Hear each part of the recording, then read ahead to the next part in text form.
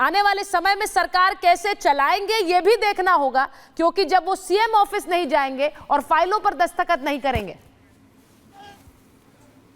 और ये जितनी राष्ट्र विरोधी ताकतें हैं जो देश के विकास को रोक रही हैं, जो देश को बांटने का काम कर रही हैं, जो देश को अंदर से कमजोर करने का काम कर रही हैं, जिंदगी भर में इनके खिलाफ लड़ा हूं, आगे भी ऐसे ही लड़ता रहूंगा। भारत माता की, भारत माता की। ये जो जमानत बोली जाती है, बोलते हैं मुर्दा जमानत, हाथ पैर बांधकर मुर्दा जमानत।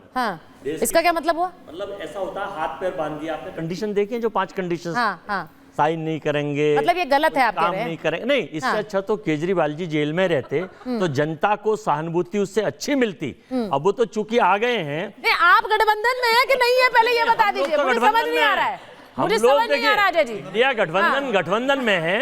और नहीं, मैं लोगों की राय बता रहा हूँ जो ट्विटर्स पर आ रही हैं।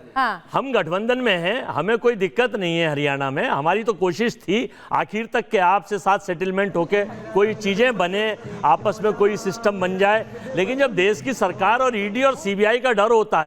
इस देश के सबसे बड़े न्यायाधीश ने अरविंद केजरीवाल जी को फौरन रिहा करने का आदेश दिया है। उसके लिए हम सुप्रीम कोर्ट की गहराइयों से सुप्रीम कोर्ट का शुक्रिया अदा करते हैं।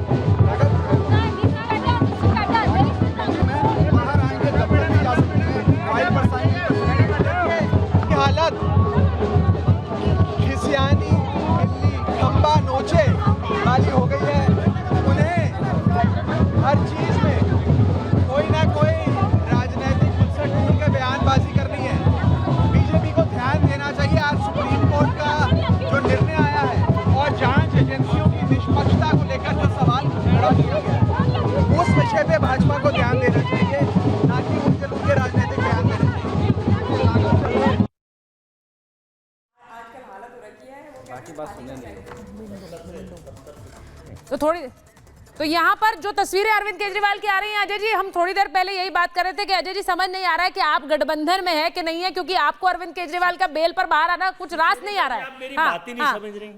हमने कहा हम गठबंधन में थे, गठबंधन में हैं। हमारी आखिर तक कोशिश थी कि हम लोग करें, आपस में इस गठबंधन को बढ़ाएं। तो क्योंकि गठबंधन नहीं हो पाए तो आप कह रहे बेहतर है वो जेल में ही रहते, सहानुभूति तो मिलती है। हमारी तो अब भी हमने हाईकमान से ये कहा है, लेकिन हम इतने मजबूत हैं, हमारे कांग्रेस के कार्यकर्ता, कांग्रेस के नेता, कि देखिए एक तो 750 से ज्यादा किसान मर गए, कीलें लगा दी गई, विनेश फोगाट के साथ हरियाणा की बेटी के साथ क्या अत्याचार किया गया, वहां के व्यापारियों के साथ क्या अत्याचार किया गया, और वहां जो लूट भ्रष्टाचार और खसोट का काम चल रहा था। नहीं, उसका इससे रिलेशन है।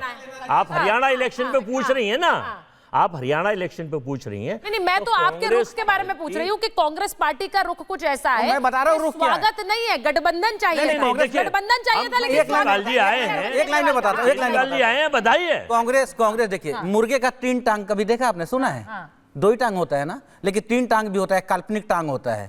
आज भारतीय राजनीति में कांग्रेस वही तीसरी टांग है, वो काल्पनिक है।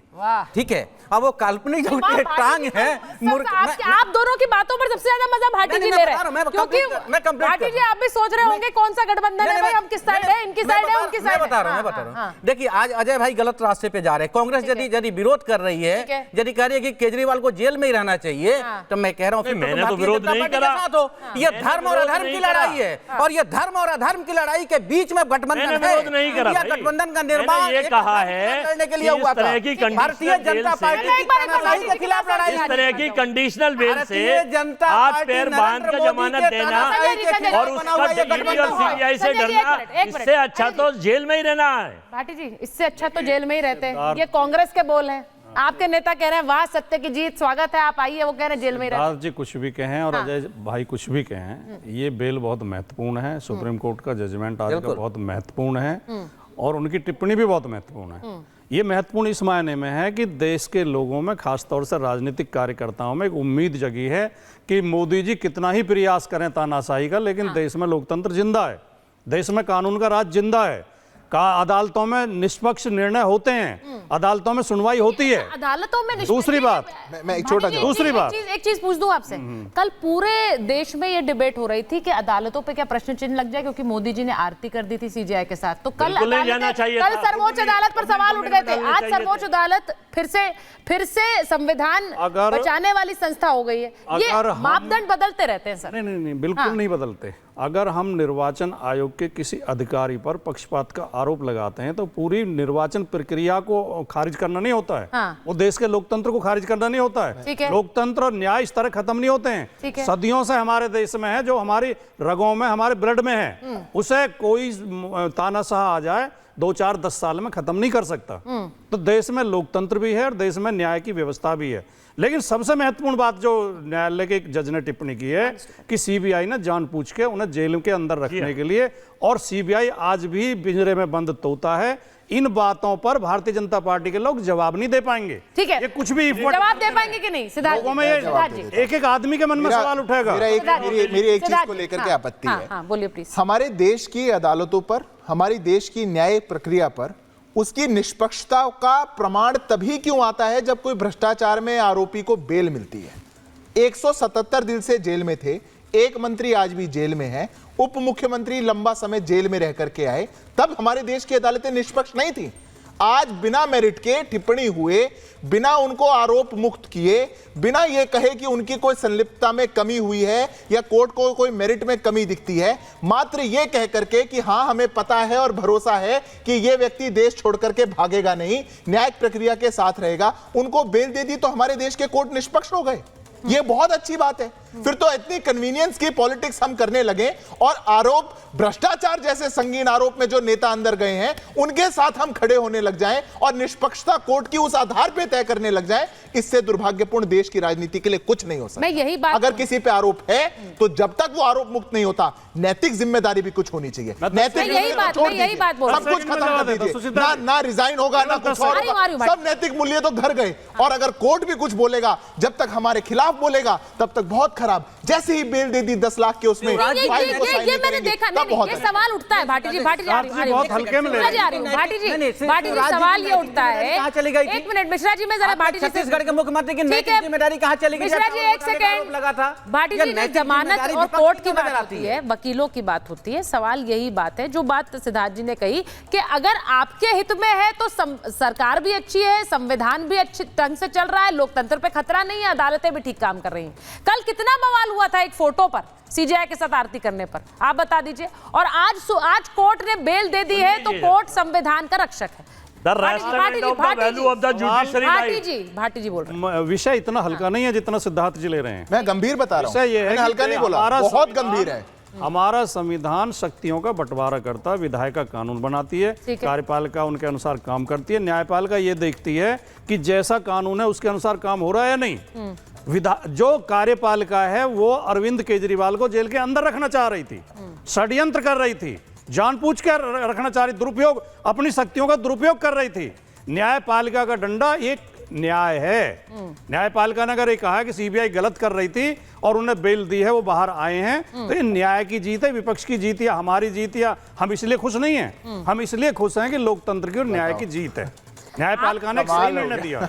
नहीं, आप इसलिए बेल पे आना न्याय की जीत हो गई, वैसे न्याय की जीत नहीं थी, कमाल बात हो गई। जेल के अंदर न्यायपालिका के सामने पहले दिन अरेस्ट के लेके गए थे, पहले दिन, दूसरे दिन, तीसरे दिन, कितनी बार बेल की एप्लीकेशन डाली? एक बार न्यायपालिका ने नहीं कहा कि इनको छोड़ो, 177 दिन तक नहीं कहा। न्यायपालिका ने एक बार नहीं कहा कि इनके आरोपों में कोई कमी है। न्यायपालिका ने एक बार नहीं कहा कि यह भ्रष्टाचारी नहीं है। तब न्याय की कोई जीत नहीं हुई। कमाल बात करते हैं। अगर कोई विधायिका है, अगर कोई कार्य प्रणाली है और उसको लेकर के, किसी आरोपी को लेकर के, ऐसा थोड़ी था कि कोई अंडमान के जेल में रखा हुआ था, आज तक कोर्ट का चेहरा नहीं दिखाया था, रोज कोर्ट लेकर के जाते थे, वो रोज बेल की एप्लीकेशन लगाते थे, देश के महंगे से महंगे वकीलों को खड़ा करा, पर देश की कोर्टों ने एक बार नहीं कहा कि यह दोष मुक्त है, आज भी नहीं कहा, पर यह न्याय की जीत हो गई। ये ढोल नगाड़े बजाएंगे, ये बाहर जाकर जश्न मनाने का काम करेंगे, ये लोकतंत्र है। कमाल बात है, बहुत कमाल। ठीक है, झूठ फैला रहे, कैसे झूठ फैला रहे, जल्दी से बता दीजिए। पहली अरेस्टिंग हुई, पहले दिन केजरीवाल जेल गए, उन्होंने बेल की अप्लाई कर दी।